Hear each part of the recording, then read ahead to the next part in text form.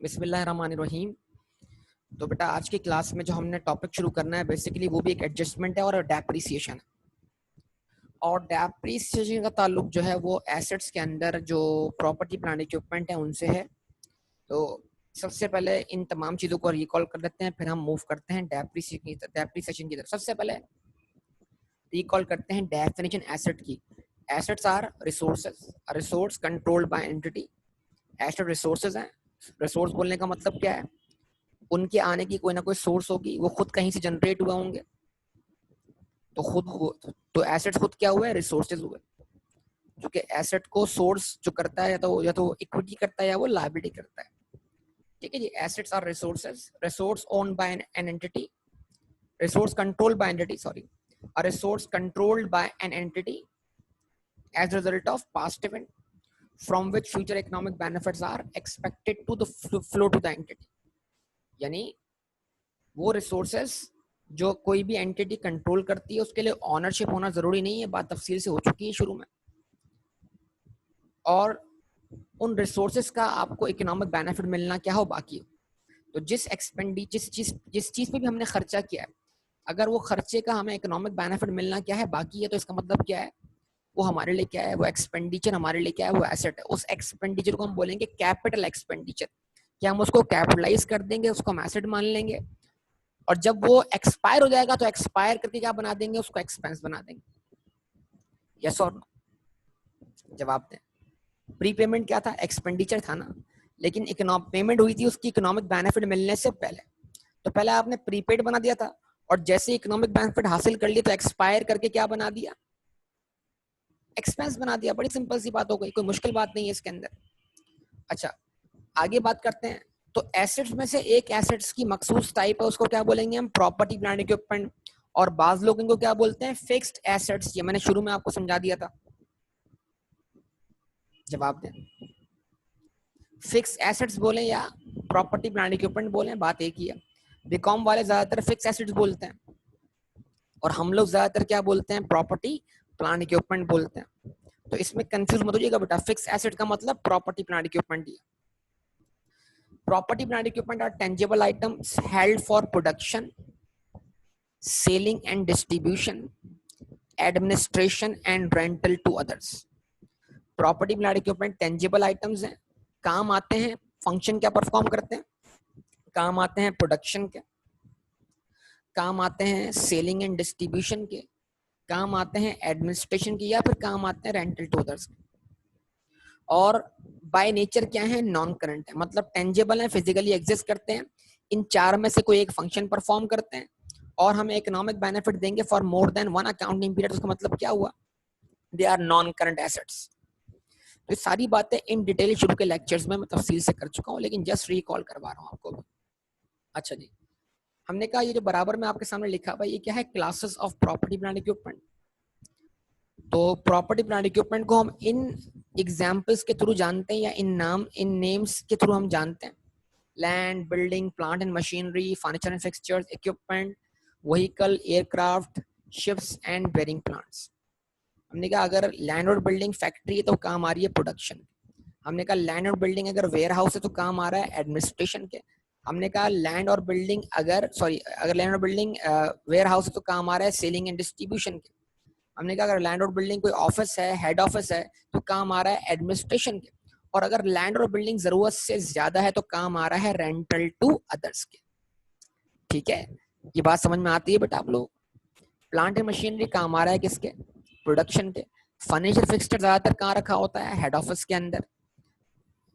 ठीक है जी, तो वो काम आ रहा है किस चीज के बेटा? एडमिनिस्ट्रेशन के।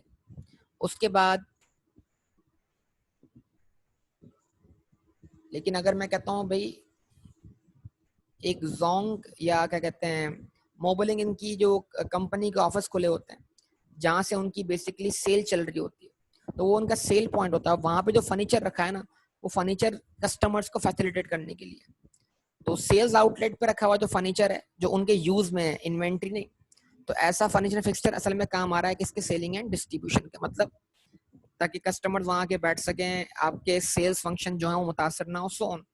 तो इसका मतलब क्या है? अगर कस्टमर्स को फैसिलिटेट करने के लिए आपने रखा हुआ है वो, तो ऑब्वियसली वो फर्नीचर एंड फिक्सचर जो है काम आ सकता है सेलिंग एंड डिस्ट्रीब्यूशन की भी। पर उसके बाद इक्विपमेंट्स हैं, कंप्यूटर वगैरह ज्यादातर ये लोग कहाँ इस्तेमाल हो रहे हैं, कंप्यूटर, मॉनिटर, प्रिंटर, ठीक है जी, प्रोजेक्टर्स, मल्टीमीडिया प्रोजेक्टर्स, ये ज्यादातर काम कहाँ आ रहे हैं, एडमिनिस्ट्रेशन में। सारी बातें हो चुकी हैं, मैं कोई रिकॉल कर रहा हूँ। व्हीकल्स हैं, एयरक्राफ्ट्स हैं, शिप्स हैं और बेयरिंग प्लांट्स हैं। बेयरिंग प्लांट्स क्या हैं, फल देने वाले पौधे। तो अगर कोई बंदा आम का बाग खरीद लेता है तो उसमें आम आम का जो पेड़ है या जो आम का दरख्त है वो प्रोडक्शन देगा, जिस तरह एक मशीन प्रोडक्शन देती है। तो हर साल वो आम उगाएगा ना वो पेड़। तो इट मीन्स दैट अगर वो आम का दरख्त है, उस आम के दरख्त से आपको हर साल आउटपुट मिलेगा, हर साल फ्रूट मिलेगा। तो इसका मतलब क्या हुआ, वो दरख्त आपको इकोनॉमिक बेनिफिट देगा for more than one accounting period. वो मशीन की तरह काम कर रहा है, वो अपनी प्रोडक्शन दे रहा है आपको, ठीक है, बिल्कुल। तो ये आपके सामने सारी बातें हैं, जस्ट आपको रिकॉल करवानी थी, ये तो हो गया आपके सामने। तो जो टॉपिक हमारा है डेप्रिसिएशन, उसका ताल्लुक बेसिकली प्रॉपर्टी प्लांट इक्विपमेंट से है। अब बड़ी सिंपल सी बात है कि जो हम एक्सपेंडिचर इनकर कर रहे हैं किस पर, प्रॉपर्टी प्लांट इक्विपमेंट पर, जो भी हम खर्चा कर रहे हैं। आपने जमीन परचेज की, तो ये आपने जमीन परचेज करके एक्सपेंडिचर किया ना, क्या आपकी जेब से कैश खर्च नहीं हुआ? जवाब दें, रिस्पॉन्स दें।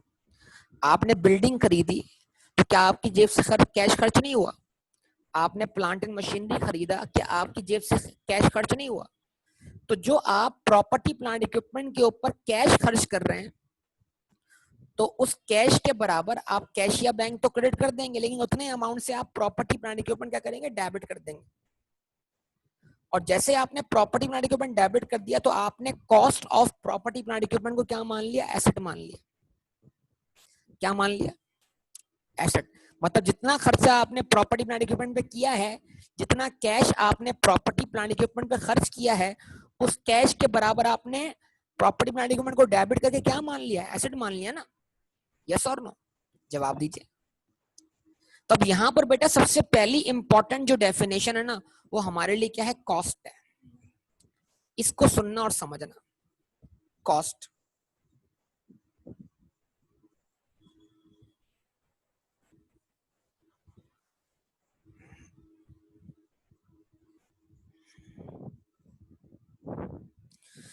What is cost?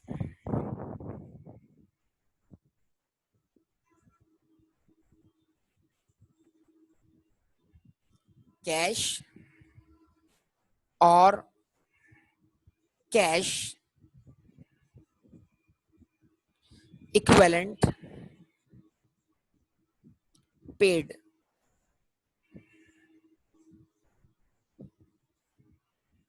And fair market value.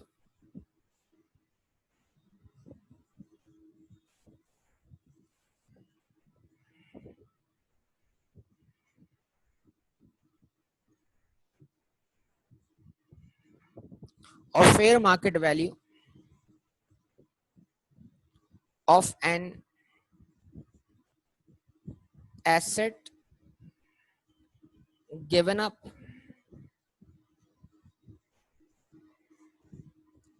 or combination of both।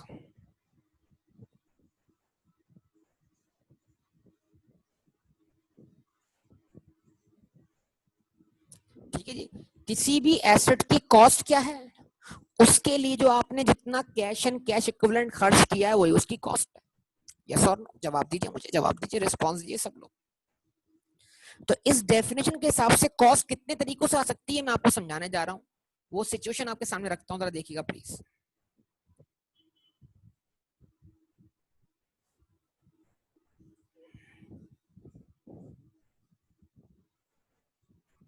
Case 1, case 2 and case 3।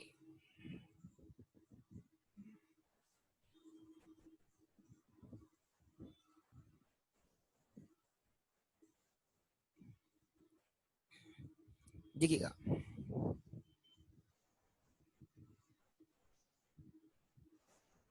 Cash and cash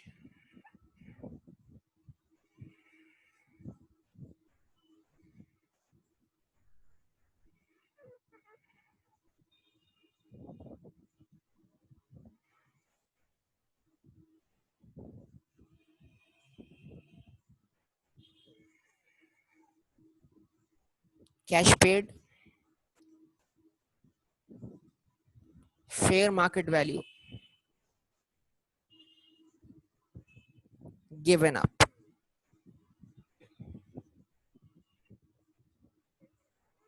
सही है।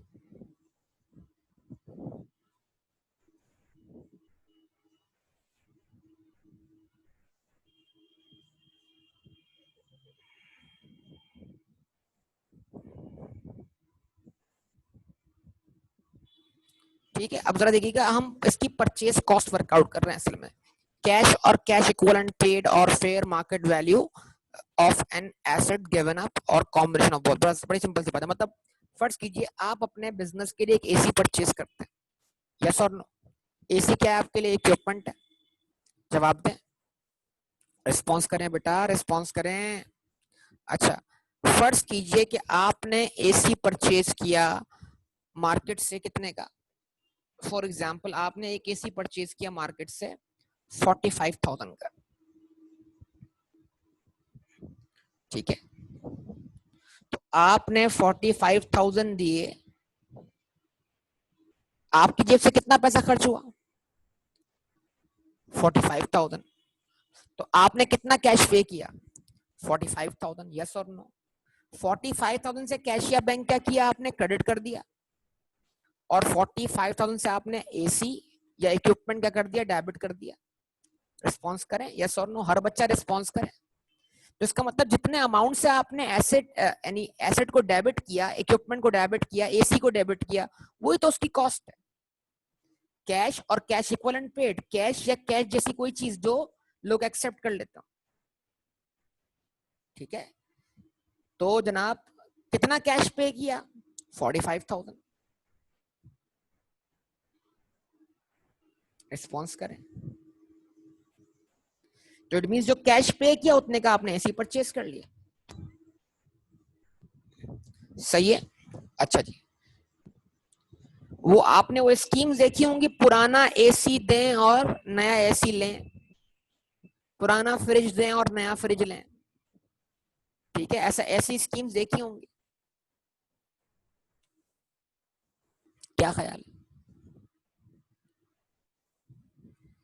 इसका मतलब एक कॉन्सेप्ट समझेगा, कॉस्ट का मतलब क्या है? कॉस्ट का मतलब है लागत। लफ्ज कॉस्ट को टिक कीजिएगा, कॉस्ट का मतलब है लागत। लागत मतलब क्या लगाया?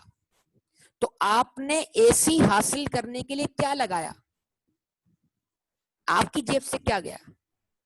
तो जो जा रहा है वो हमेशा कॉस्ट होती है, किसकी? आने वाले की। कॉस्ट निकाली जाएगी आने वाले की, कैसे? जो जाएगा उससे। बड़ी सिंपल सी लॉजिक है। लागत, कॉस्ट मतलब लागत, क्या लगा दिया,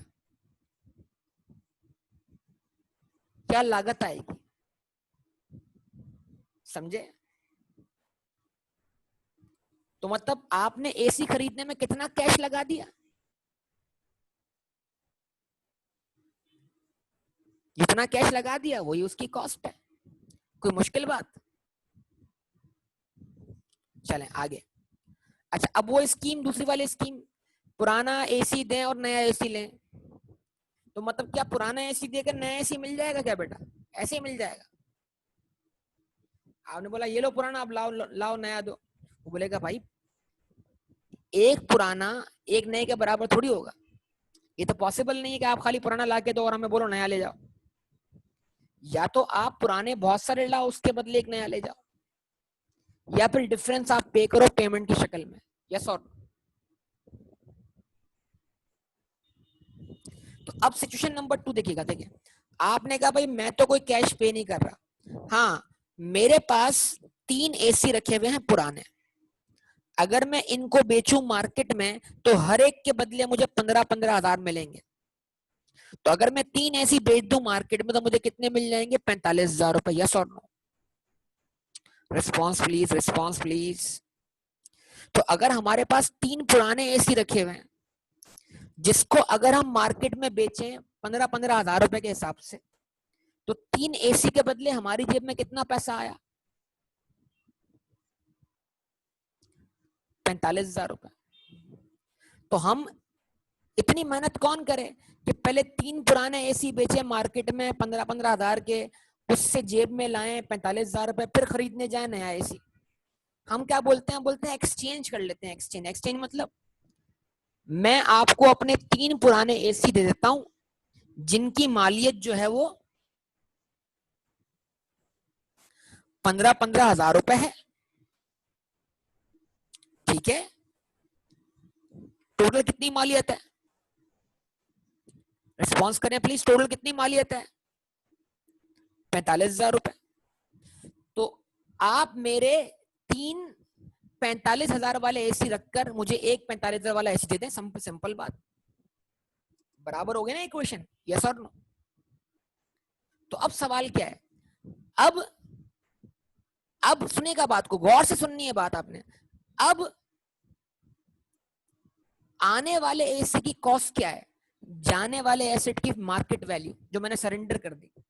अगर मैं वो पुराने एसेट बेचता तो मेरी जेब में कितना पैसा आता? 45,000 रुपए। लेकिन वो नहीं आया ना। लेकिन मैंने नए एसेट को हासिल करने के लिए पुराने 3 एसेट क्या कर दिए? सरेंडर कर दिए, गिव अप कर दिए। यस और नो? तो अगर मैं एक्सचेंज करता हूं किसी एसेट को, तो आने वाले नए एसेट की कॉस्ट जो होगी वो जाने वाले एसेट की फेयर मार्केट वैल्यू के बराबर होगी। यस और? इसका मतलब क्या हुआ? मैंने नए एसेट को हासिल करने के लिए पुराने 3 एसेट्स क्या कर दिए? गिव अप कर दिए। क्या ख्याल है? तो जो मैंने गिव अप किया उसकी मार्केट वैल्यू जो होगी वो मेरे नए एसेट की क्या बन जाएगी? कॉस्ट बन जाएगी। तो मतलब क्या है? ये हो गया पहला case, cash and cash equivalent paid, और सेकंड केस हो गया fair market value of an asset given up, और अब लास्ट केस हमारे पास है कॉम्बिनेशन ऑफ बोथ। बेटा कॉम्बिनेशन ऑफ बोथ क्या है? अब फर्ज करें भाई मैं बोलता हूं कि यार मैं 3 एसी थोड़ी है मेरे पास, यार मेरे पास तो एक ही एसी है। तो उसने बोला ठीक है भाई, एक एसी आपने मुझे देकर 15,000 की चीज मुझे गिव अप कर दी। तो मतलब क्या हुआ? एक एसी देकर आपने कितनी मार्केट वैल्यू गिव अप की? तो ये जो एक एसी आपने मुझे दे दिया ना, ये आपकी नए एसी की पेमेंट में से 15,000 क्या करवा देगा? सेटल करवा देगा। यस और? यानी एक पुराना एसी देकर अब आपको नए एसी की कॉस्ट में से 15,000 पे नहीं करने पड़ेंगे। ठीक है? यस और नो? माइनस हो जाएंगे ना 15,000 ये। अब ऊपर कितना देना पड़ेगा? अब कैश कितना देना पड़ेगा ऊपर?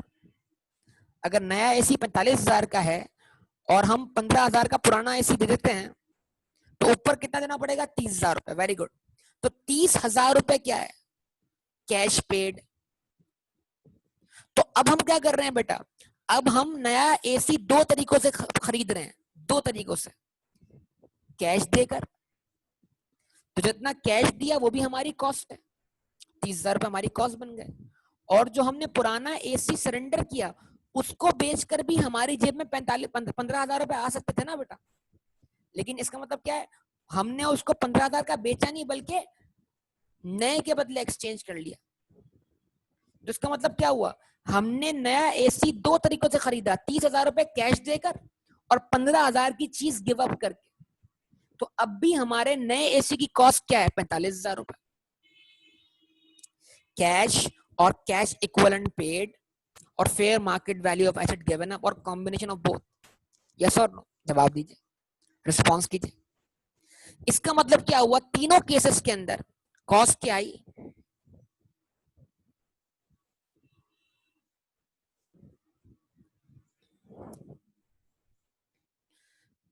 45,000 रुपए। और ये डेफिनेशन क्या हो गई? कंप्लीट हो गई। ठीक है, लेकिन अब ये तो 45,000 का दुकान पे पड़ा हुआ है ना, ये तो आपके प्रेमिसेस पे आएगा, लगना है इसको। जवाब दो। ऐसे थोड़ी कि खरीदते ही क्या एसी वहीं से दुकान से काम करना शुरू कर देगा, वहीं से हवाएं तुम्हारे घर तक या तुम्हारे ऑफिस तक पहुंच जाएंगी। भाई एसी को लाना पड़ेगा ना, घर तक लाना पड़ेगा, दुकान तक लाना पड़ेगा, ऑफिस तक लाना पड़ेगा। तो इसका मतलब ये है कि ये एसी जब तक फंक्शनल नहीं होगा, जब तक कि इसको आप अपनी जगह पर पहुंचाना दें, तो इसके ऊपर फर्दर कॉस्ट खर्च होगी, और वो फर्दर कॉस्ट भी इसमें ऐड होगी। मैंने क्या बोला, कैरेज अगर पे होगा किसी एसेट के लिए तो वो एसेट की कॉस्ट का पार्ट बनेगा, अगर ये बात आपको याद हो। ट्रांसपोर्टेशन कॉस्ट,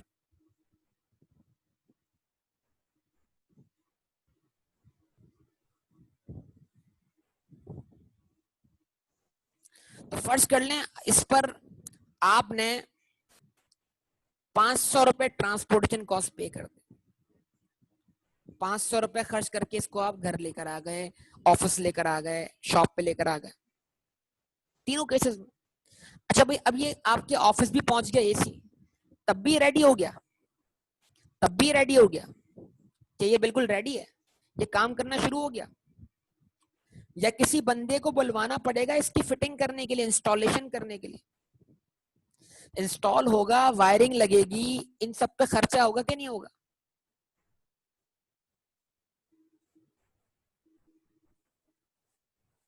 क्या ख्याल है? तो इसके इसका मतलब क्या है, इसका इकोनॉमिक बेनिफिट लेने के लिए मुझे जेब से कुछ और पैसा खर्च करना पड़ रहा है, यस और नो? और वो मजीद पैसा खर्च किए बगैर मैं इसको इस्तेमाल के काबिल नहीं बना सकता। क्या ख्याल है, बताइए आप सब। तो वो फर्दर कॉस्ट क्या है? Cost of installation.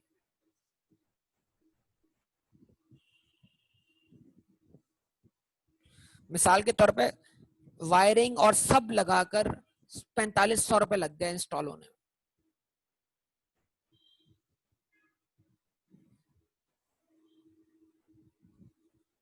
तो अब जब वायरिंग वगैरह सब फिट हो गई ना भाई, एसी फिट हो गया,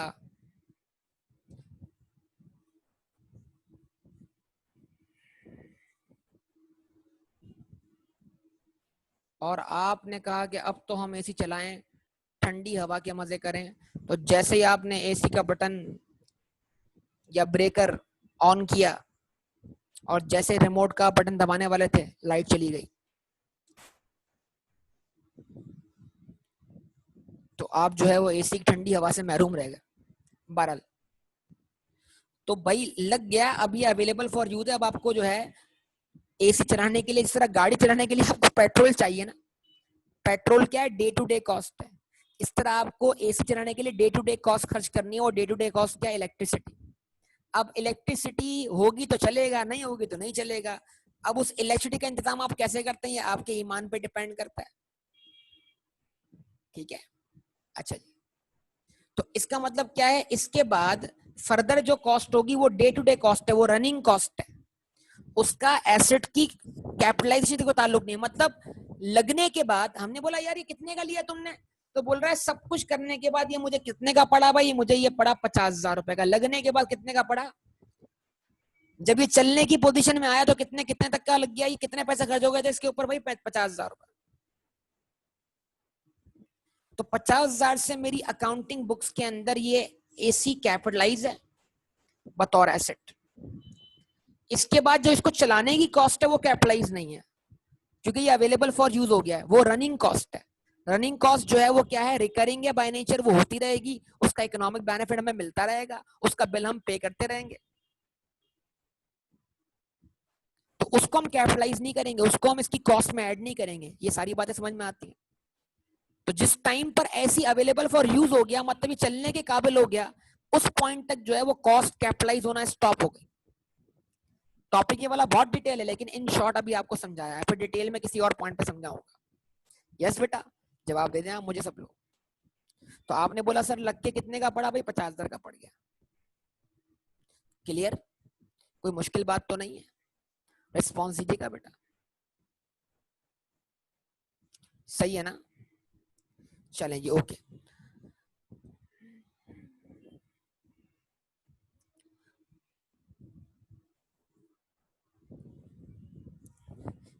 अब ये एसी की लाइफ तो होगी ना, कोई ना कोई लाइफ तो होगी, जिंदगी तो होगी ना इसकी।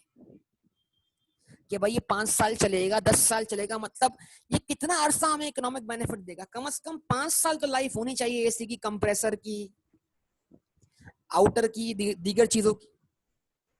क्या ख्याल है? कम से कम 5 साल तो आपको लाइफ माननी पड़ेगी ना इसकी, कम से कम। जवाब दें, ऐसा ही है ना। लेकिन जब 5 साल के एंड पर अगर हम इसको बेचने जाएं मार्केट में, तो इसकी वैल्यू जीरो होगी या कुछ ना कुछ इसका मिल जाएगा आपको।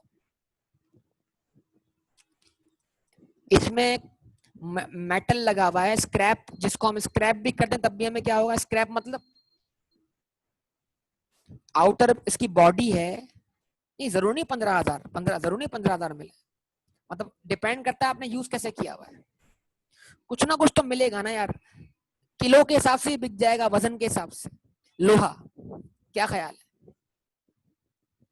आपने अगर घरों में बैटरीज इस्तेमाल की हो यूपीएस के लिए, तो जब आपकी बैटरी जो है वो वीक हो जाती है इसकी यूपीएस के लिए, तो अगर उस बैटरी को पुरानी बैटरी देकर आप क्या नई बैटरी नहीं लेते बेटा, ये तो आपकी बड़ी normal practice.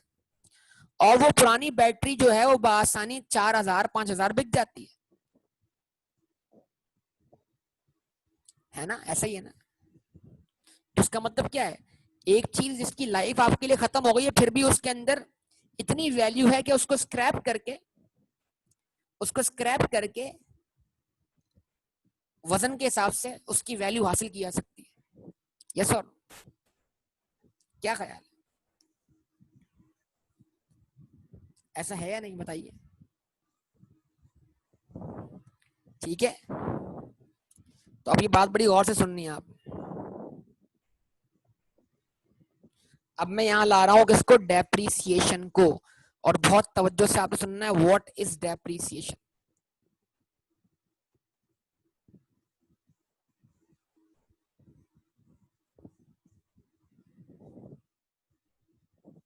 What is depreciation.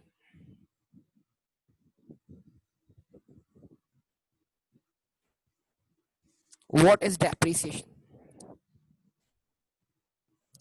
अक्सर लोग ये कहते हैं कि डेप्रीसिएशन जो है वो एसेट की वैल्यू में वक्त के साथ साथ जो डिक्रीज आता है, वो डिक्रीज डेप्रीसिएशन है बेटा। तो हम ये कहते हैं दिल बहलाने को ख्याल अच्छा है बेटा, ये फिर डेप्रीसिएशन की सही डेफिनेशन नहीं है, ठीक है ना। लोग अक्सर और बेशतर ये समझते हैं कि डेप्रीसिएशन जो है वो एसेट की वैल्यू में डिक्रीज आ रहा है। नो बेटा, ऐसा नहीं है। तो असल जो इसका कॉन्सेप्ट है वो समझिएगा बेटा प्लीज, बराए मेहरबानी तवज्जो से, ठीक है। और इसकी डेफिनेशन मैं अपनी तरफ से नहीं लिख रहा हूँ, ये डेफिनेशन जो है I16 में लिखी हुई है। What is depreciation? Systematic allocation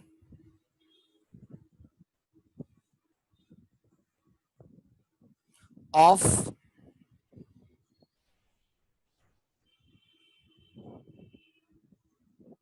depreciable amount,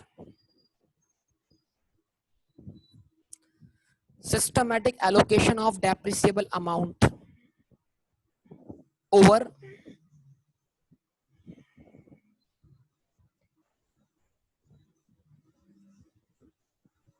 useful life of an asset। ठीक है जी, डेप्रीसिएशन एक तरह की एलोकेशन है जिसको ये बोल रहा है सिस्टमैटिक एलोकेशन। इसका मतलब एक लफ्ज आ गया सिस्टमैटिक एलोकेशन, जो हमारे लिए बड़ा इंपॉर्टेंट हो गया, जिसको हम तफसील से समझने जा रहे हैं। किसकी सिस्टमैटिक एलोकेशन? डेप्रिसिबल अमाउंट की। कैसे करनी है? यूजफुल लाइफ पर करनी है। किसकी? एसेट की। अब इस पूरी डेफिनेशन में सिर्फ आपको एक चीज मालूम है, एसेट। तीन चीजें नहीं मालूम। लाइफ का फिर भी अंदाजा हो सकता है, लाइफ तो चले ठीक है, मसला नहीं कि हम कब तक इसको कंज्यूम कर पाएंगे। आप मुझे रिस्पॉन्स दीजिए, जवाब दीजिए, क्या बोलते हैं इस बारे में आप लोग।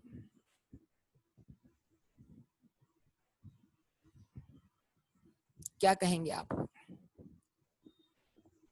यस और नो?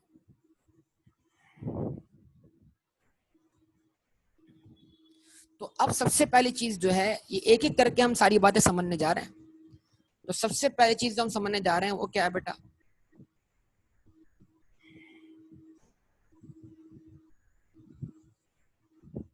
जब पिछले सेशन में एमसीक्यू आया डेप्रिसिएशन का, उसमें ऑप्शन में लिखा हुआ था कि depreciation is a reduction in value of an asset, और दूसरा ऑप्शन ये था systematic allocation of depreciable amount. तो मेजॉरिटी अवाम ने वही गलती की जो कॉन्सेप्ट उनके दिमाग में बैठा हुआ था कि डेप्रिसिएशन जो है वो एसेट की वैल्यू में रिडक्शन का नाम है, और वो उसी ऑप्शन को टिक करके आया। हालांकि सही ऑप्शन यही वाला था जो आपके सामने डेफिनेशन लिखी हुई। दोबारा ये बार बार पढ़ाया जाता है, लेकिन जो दिमाग में बातें बात दफा फिक्स हुई होती है वो निकलती नहीं है। तो अच्छी तरह बेटा देख लें कि मैं उस डेफिनेशन को रिजेक्ट करता हूँ। कौन सी वाली डेफिनेशन को? कि एसेट की वैल्यू में जो रिडक्शन आ रही है, जो कमी आ रही है, एसेट की वैल्यू में कमी आने का नाम डेप्रिसिएशन नहीं है। मैं फिर बोल दूं, बार बार बोल दूं, डेप्रिसिएशन की डेफिनेशन ये है जो आपके सामने लिखी हुई। इसी को समझ रहे हैं हम लोग।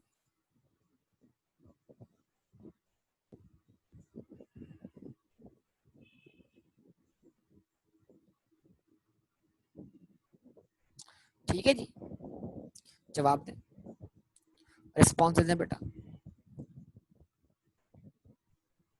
Now, what is depreciable amount?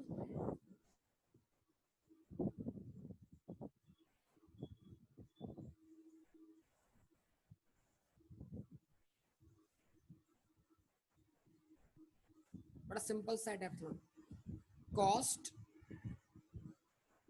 Minus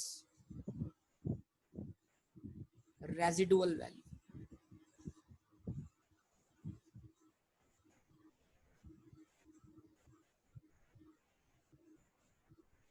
scrap value,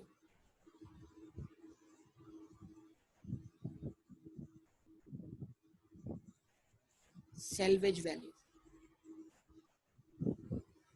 मतलब कॉस्ट अभी आप पढ़ चुके कि नहीं पढ़ चुके बताइए? कॉस्ट आप पढ़ चुके कि नहीं पढ़ चुके बताइए? कॉस्ट आप पढ़ चुके ना?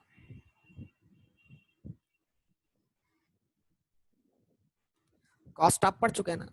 तो अगर कॉस्ट में से आप क्या कर दें, वो अमाउंट माइनस कर दें जो एसेट की लाइफ के एंड पर एसेट को बेचने से आपको मिल जाएगा। अगर आप कॉस्ट में से वो अमाउंट क्या कर दें, माइनस कर दें जो एसेट की लाइफ के एंड पर बेचने से आपको मिल जाएगा, मतलब वही स्क्रैप वैल्यू। फॉर्मली हम उसको रेजिडुअल वैल्यू बोलते हैं, लेकिन अगर आप बिल्कुल एसेट को मतलब ऐसी हालत में बेच रहे हैं ना कि वो बिल्कुल भी फंक्शनल नहीं है, खाली उसका जो है वो डब्बा बिक रहा है, मतलब एक रेफ्रिजरेटर है। कभी आपने देखा है ये जो ऐसे रेफ्रिजरेटर जिसका फंक्शन बिल्कुल खत्म हो चुका होता है, अब उनकी पेटी बची होती है, पेटी मतलब वो बॉक्स बचा होता है। रेफ्रिजरेटर बोल रहा हूँ, deep freezer, sorry, deep freezer जो होते हैं। तो अक्सर आपने डीप फ्रीजर देखे होंगे जो लोग इस्तेमाल करते हैं, फ्लावर्स वाले इस्तेमाल कर रहे होते हैं, फिश वाले इस्तेमाल कर रहे होते हैं। ये deep freezer they are not functional, पता है आपको? यानी फंक्शन नहीं कर रहे होते, खाली इनको पेटी चाहिए होती है, डब्बा चाहिए होता है डीप फ्रीजर्स का। क्यों? क्योंकि इस डब्बे के अंदर इस तरह का मटेरियल लगा होता है कि अगर इसमें बर्फ भी रखी जाए तब भी ये क्या करेगा, कूलिंग परफॉर्म करेगा अंदर। तो ये लोग क्या करते हैं, ये खाली वो डब्बा खरीद लेते हैं स्क्रैप में, और फिर बर्फ रख रख के क्या करते हैं, उसमें गुजारा कर रहे होते हैं। पता है आपको इस बात का? आपको अक्सर और बेशतर फ्लावर्स वालों के पास तो ये दिखेगा डीप फ्रीजर, लेकिन वो फंक्शनल नहीं होगा। रिस्पॉन्स करें बेटा, आप सबसे बात कर रहा हूं, बताइए। तो इसका मतलब क्या है कि आपके यूज करने के बाद भी जो उसका स्क्रैप है ना, वो जो डब्बा है, वो डब्बा किसी और के यूज में आना है, वो उसका कोई ना कोई इस्तेमाल निकाल लेगा, अगर वो चीज फंक्शनल ना हो तब भी। तो अगर किसी भी चीज को आप ऐसी हालत में बेचते हैं कि वो फंक्शनल ना हो, काम ना करती हो, जो असल उसका फंक्शन हो, तो फिर वो स्क्रैप हो जाएगी। लेकिन बाज दफा आप चीजें फंक्शनल हालत में भी तो बेचते हैं ना, कि उनकी कुछ लाइफ क्या होती है, स्टिल बाकी होती है, लेकिन वो आपके लिए नहीं बाकी होती। आपकी पॉलिसी ये होती है कि यार वैसे तो इसकी लाइफ जो है वो 10 साल, लेकिन मेरी आदत है मैं 5 साल में चीजें रिप्लेस कर लेता हूँ। यस और जब आप एक चीज जिसकी लाइफ 10 साल है और आप उसको 5 साल में रिप्लेस कर लोगे तो बाकी 5 साल जो लाइफ है वो फंक्शन कोई और तो इस्तेमाल कर सकता है ना, जिसको आप बेच दोगे। तो रेजिडुअल वैल्यू थोड़ी सी मुख्तलिफ है किससे, स्क्रैप वैल्यू से। रेजिडुअल वैल्यू के अंदर स्क्रैप वैल्यू भी हो सकती है और जो रिमेनिंग फंक्शनल लाइफ रह गई ना वो वैल्यू भी हो सकती है।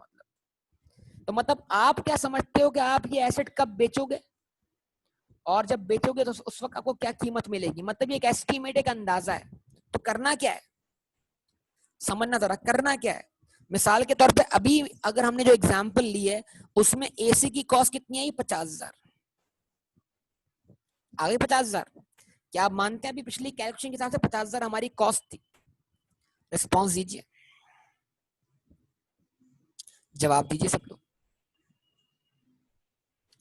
अच्छा जी, अब हमारी पॉलिसी ये है कि हम 3 साल में एसी रिप्लेस कर देते हैं। 3 साल, भले उसकी एक्चुअल लाइफ 5 साल हो 10 साल हो कुछ भी हो, हमारी पॉलिसी क्या है, हर 3 साल में एसी का कर देना, चेंज कर देना।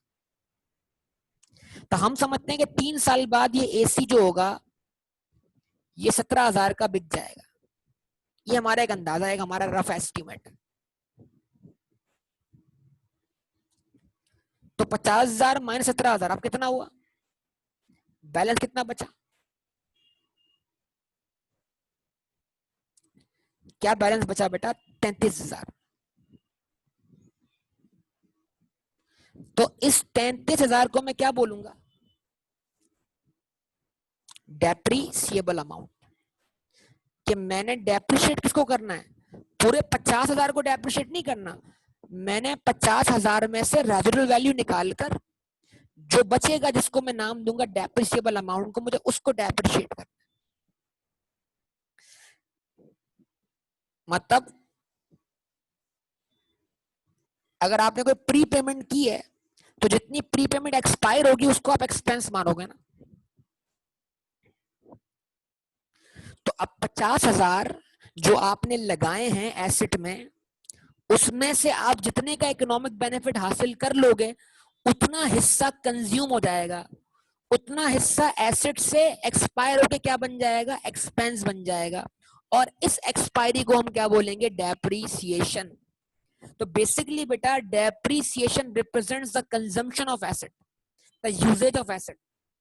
कि हम एक साल में एक एसेट को जितना इस्तेमाल कर चुके होते हैं तो उसकी कॉस्ट में से एक साल का जो पोर्शन हम इस्तेमाल कर चुके होते हैं हम उसको एसेट खत्म करके क्या मान लेते हैं, एक्सपेंस मान लेते हैं। बड़ी सिंपल बातें कर रहा हूँ पिछले कॉन्सेप्ट से रिलेट करके, यकीन मानो जिनको पिछले कॉन्सेप्ट याद होंगे तो वो तो अभी डेफिनेशन को पिक कर चुके होंगे। यस और नो बताइए, आप बताइए, रिस्पॉन्स दीजिए मुझे, ऐसा है कि नहीं। अच्छा जी, अब जरा देखते हैं इसको इसको जरा एक और तरीके से एनालाइज करते हैं बेटा। देखो इसको एनालाइज करने का एक और तरीका, कॉस्ट कितनी, 50,000, सही है। इस 50,000 के दो हिस्से,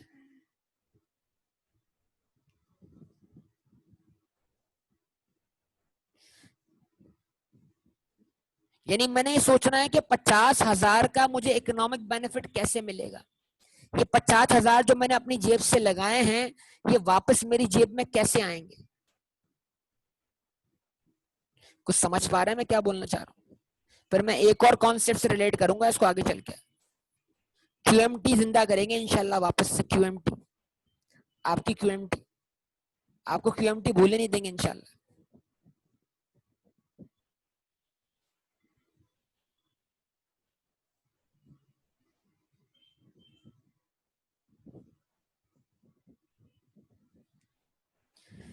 रेसिडुअल वैल्यू कितनी रखी है अभी हमने, अगर कॉस्ट 50,000 है तो 50,000 का एक हिस्सा मैंने क्या माना,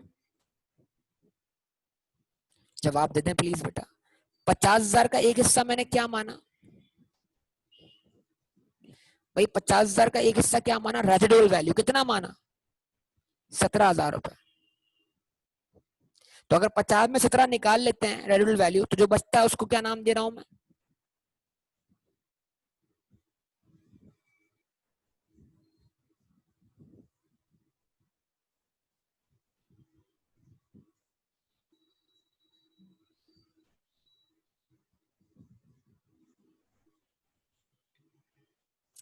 ठीक है, यस और नो? तो 50,000 में 17,000 क्या करें, माइनस करें तो आंसर क्या बचेगा, 33,000। क्या किया हमने, 50,000 को दो हिस्सों में तोड़ दिया, 50,000 के दो हिस्से कर दिए। एक हिस्से का नाम क्या बोला, कॉस्ट के कितने हिस्से कर दिए, दो हिस्से। Cost is subdivided into, या cost is divided into two parts, one is called residual value, one is called depreciable amount. तो depreciable amount plus residual value is equals to what, cost, yes और no? जवाब दो, ऐसे ही है ना?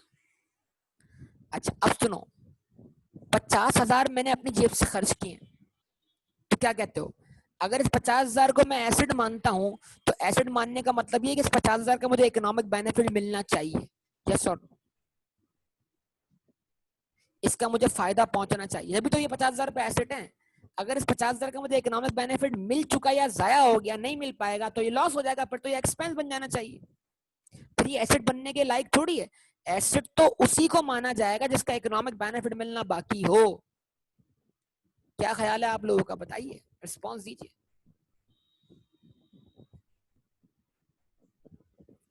सही है। अच्छा जी, तो अगर 50,000 मैंने अपनी जेब से खर्च किया और 50,000 का मुझे इकोनॉमिक बेनिफिट मिलना चाहिए, तो सवाल है वो इकोनॉमिक बेनिफिट कैसे मिलेगा? तो हम बोलेंगे सर दो तरीकों से मिलेगा, एक यूज करके।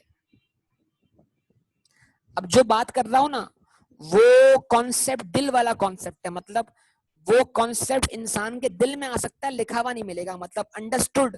जो बंदा अंडरस्टैंडिंग हासिल करता है ना किसी चीज को पढ़कर, और वो अंडरस्टैंडिंग जो इंसान के दिलो दिमाग में क्या होती है, डेवलप होती है, वो वाली बात करने जा रहा हूं। ये लिखी हुई बात नहीं है, ये समझने वाली बात है। तो 50,000 अगर मैंने खर्च किए तो मुझे 50,000 का इकोनॉमिक बेनिफिट कैसे मिलेगा? नंबर वन, यूज करके। तो एसेट की कॉस्ट का जो पोर्शन है, जिस पोर्शन का इकोनॉमिक बेनिफिट मुझे मिलेगा यूज करके, उस पोर्शन को मैं बोलूंगा डेप्रिसिएबल अमाउंट। ये 50,000 में से 33,000 तो मैं खुद कंज्यूम कर जाऊंगा, उसकी कंजम्पशन तो मैं खुद परफॉर्म करूंगा over a period of time, और जो पर ईयर में कंजम्पशन परफॉर्म करता चला जाऊंगा वही तो मेरी डेप्रिसिएशन है उस एसेट की, हमारे बिजनेस के लिए। क्या ख्याल है? और 50,000 में से जो कौन सा पोर्शन है दूसरा, रेजिडुअल वैल्यू, इसको मैं कंज्यूम नहीं कर पाऊंगा। क्यों? क्योंकि ये मैं रिकवर करूंगा कैसे, एसेट को बेचकर, OLX पे स्टार लगाकर।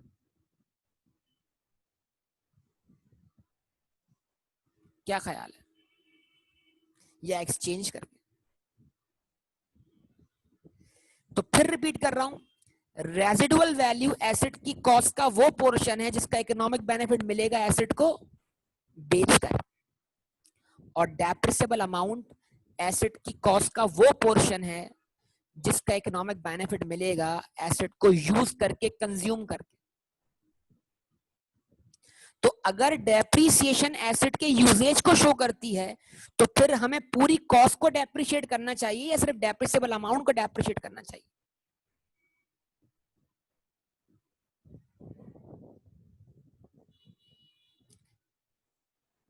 जवाब दें। अगर डेप्रिसिएशन एसेट के यूजेज को रिप्रेजेंट करती है, तो फिर हमें पूरी कॉस्ट को डेप्रिशिएट करना चाहिए, एसेट के अंदर मौजूद डेप्रिसिएबल अमाउंट को डेप्रिशिएट करना चाहिए? सिर्फ डेप्रिसिएबल अमाउंट को। हाँ, ये और बात है कि सर अगर किसी एसेट की रेजिडुअल वैल्यू क्या हो, जीरो हो, निल हो, ना हो, तो फिर उस केस में कॉस्ट ही डेप्रिसिएबल अमाउंट के बराबर मानी जाएगी, ये एक अलग बात हो जाएगी। समझे बात को? तो फिर तो पूरी कॉस्ट ही क्या हो जाएगी, डेप्रिशिएट हो जाएगी। ये बातें बड़ी कीमती हैं, इनको दिमाग में फिट कर लें। नो बेटा, फ्यूल तो डायरेक्ट एक्सपेंस बनेगा, फ्यूल तो एक्सपेंस, ठीक है, याद रहेगा। अच्छा भाई, अब हमने कितनी लाइफ अज्यूम की? फर्ज करें हमने लाइफ अज्यूम की 3 साल। तो अगर इस 33,000 को मैं डिवाइड बाय 3 कर दूं, यानी मैं एलोकेशन कर रहा हूं किसकी, डेप्रिसिएबल अमाउंट की। तो मैंने डेप्रिसिएबल अमाउंट को एलोकेट कर दिया, तोड़ दिया, ब्रेक कर दिया, डिवाइड बाय 3 कर दिया। तो मेरा पर ईयर क्या अमाउंट आया, पर ईयर 11,000।